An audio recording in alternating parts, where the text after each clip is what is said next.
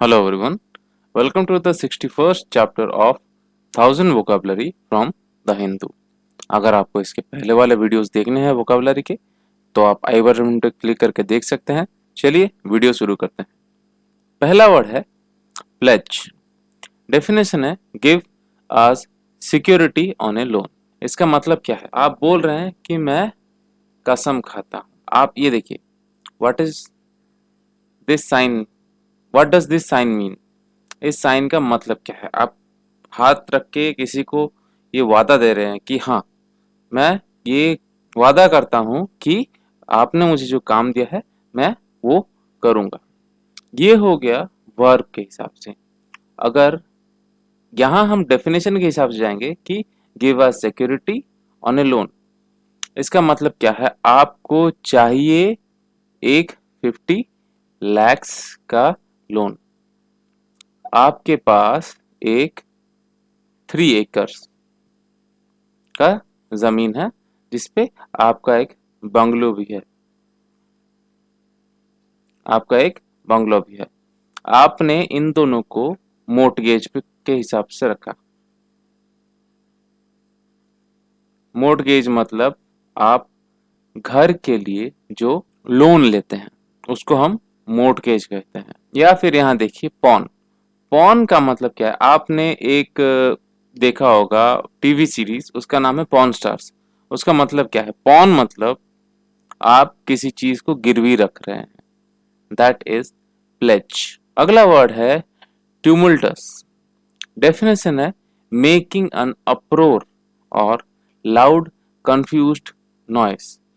आप सोचिए एक वीडियो गेम खेल रहे हैं, आप सोचिए मारियो खेल रहे हैं, आपका लास्ट स्टेज में जाके अचानक से गेम बॉय जो है, वो गेम बॉय हम बोलते थे, उसमें आप मारियो जैसे कुछ गेम्स खेल सकते थे, वो अचानक से खराब हो गया। आपका चिल्लाना कैसे रहेगा? आप सोचिए, बस जीतने ही वाले होते हैं। सोचिए आप ये देख रहे हैं कि कोई एक मूवी का क्लाइमैक्स आ ही रहा है और तभी अचानक से लाइट गोस ऑफ, लाइट चली जाती है और आपका टीवी भी बंद हो जाता है। तो आपका आवाज कैसा आएगा? अरे यार क्या हो गया? ये मैंने धीरे बोला है, बट आपका आवाज जो आएगा बहुत ही जोर से आएगा और कभी कभी आप कंफ्यूज भी हो जाएंगे। सोचिए आपका कंप्यूटर अचानक से बंद हो गया, अरे ये कैसे हो क्यों रहा है, ऐसा क्यों हो रहा है? आप कंफ्यूज्ड हैं, ठीक है, आपको पता नहीं चल रहा है कि हो क्यों रहा है। That is ट्यूमुल्टस।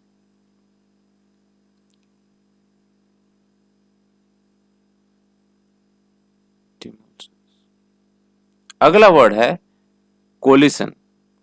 डेफिनेशन है a temporary alliance for combined action especially of political parties forming a government। सोचिए रूलिंग पार्टी के अगेंस्ट आपके पास उतने कैंडिडेट्स नहीं है, आप जाते हैं दूसरे पार्टीज के साथ हाथ मिला लेते हैं। तो वो क्यों, आप क्यों हाथ मिला रहे हैं? So that you will be able to form the government. और आपके बीच में ये जो पार्टनरशिप हुआ है इसको हम कोएलिशन बोलेंगे। अगला वर्ड है इनहिबिट। डेफिनेशन है हिंडर, रिस्ट्रेन और प्रिवेंट एन एक्शन और प्रोसेस। इस आदमी को देखिए, ये इसको रोक रहा है। यहाँ क्या लिखा हुआ है? बियर। मतलब ये इंसान इसको अल्कोहल पीने से रोक रहा है कि नहीं, तुम नहीं पी सकते। That is band for you, ठीक है, वो तुम्हारे लिए बैन है। अगर तुमको एक अच्छा फिजिक बनाना है तो तुमको बियर छोड़ना पड़ेगा या फिर अल्कोहल छोड़ना पड़ेगा और तुमको एक्सरसाइज करना पड़ेगा। वो क्या कर रहा है? उसको उसको प्रिवेंट कर रहा है या फिर रिस्ट्रेन करना। रिस्ट्रेन करना मतलब क्या? ये बंदा अगर फिर भी नहीं मानता, 2-3 बार कहने से छुप के जाके बियर पीने की कोशिश कर रहा है, वो अल्कोहल पीने की कोशिश कर रहा है, तो वो उसको चेन से बांध के रख देगा। दैट इज रिस्ट्रेन और इनहिबिट। अगला वर्ड है स्क्वम। डेफिनेशन है रिगल और twist the body from side to side especially as a result of nervousness और डिस्कम्फर्ट।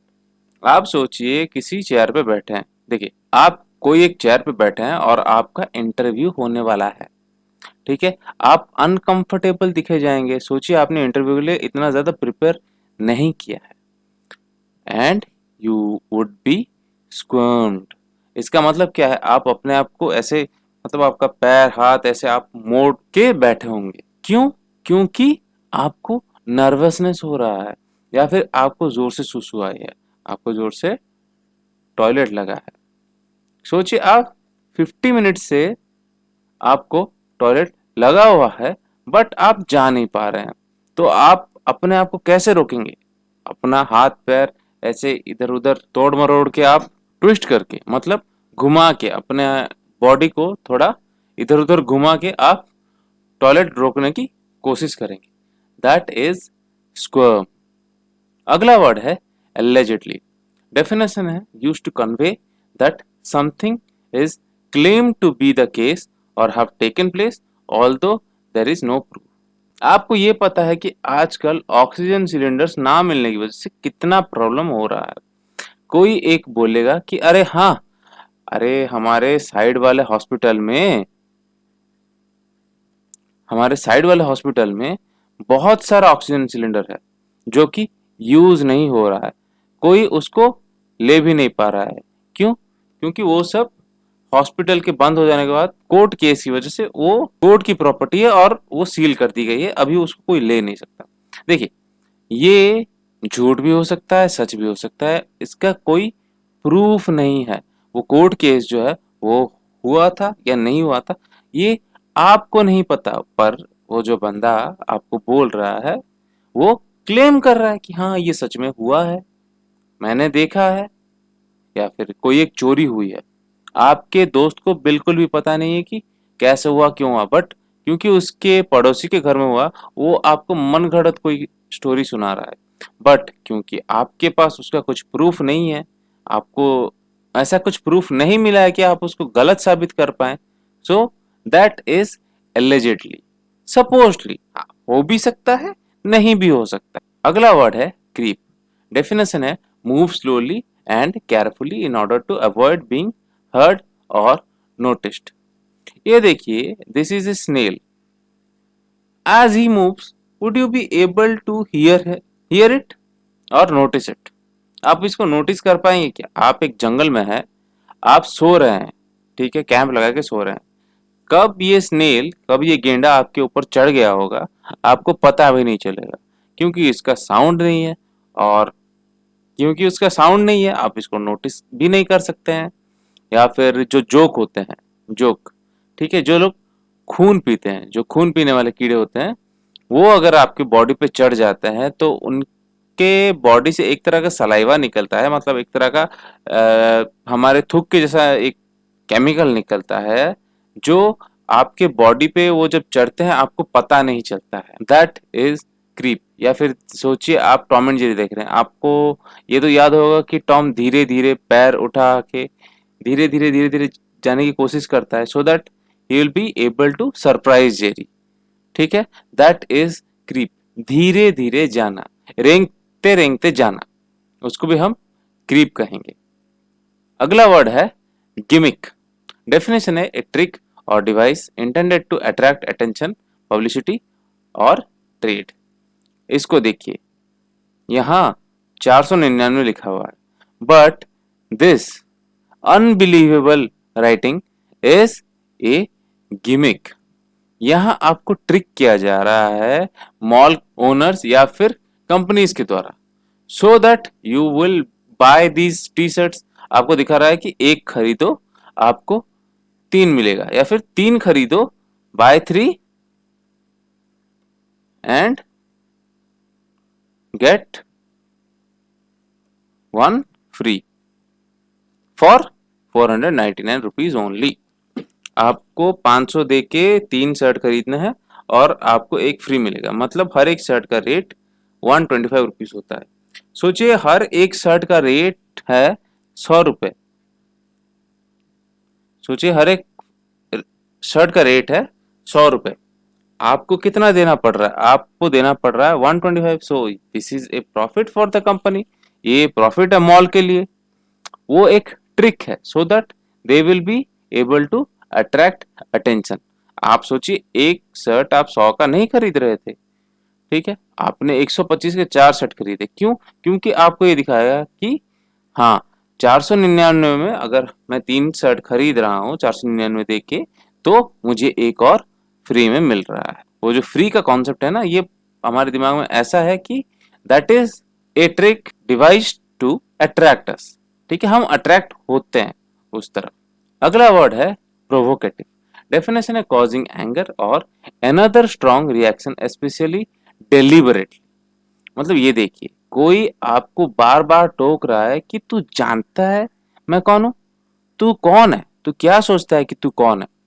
ऐसा अगर आपको बार बार कोई ताना मार रहा है या फिर आपको धमका रहा है, तो आपके मन में क्या होगा? आपके मन में गुस्सा होगा या फिर कोई दूसरा स्ट्रॉन्ग रिएक्शन होगा, जैसे आप उसको थप्पड़ मार देंगे या फिर आप भी उसको गाली करना शुरू कर देंगे।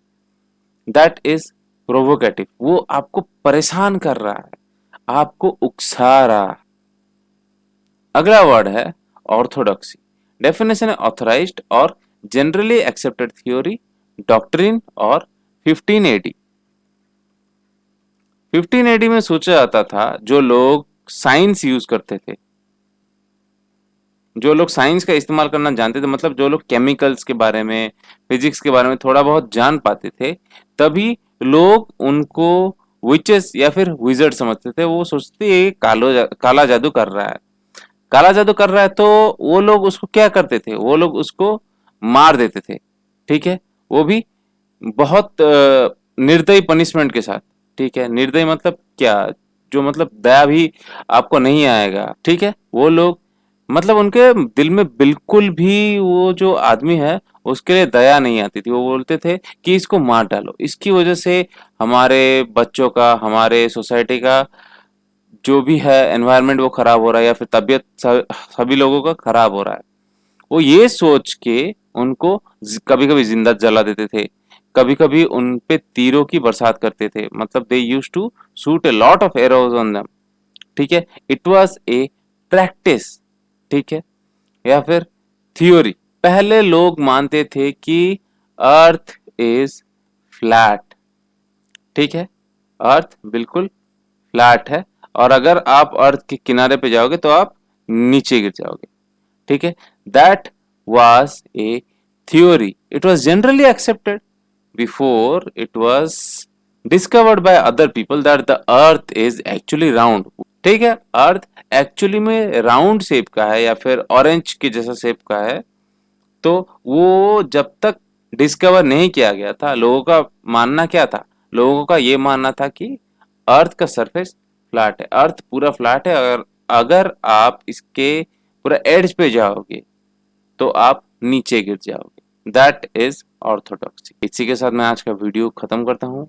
Hope you are able to learn something. आपके साथ अगले वीडियो में मुलाकात होगी, तब तक के लिए थैंक यू एंड बाय।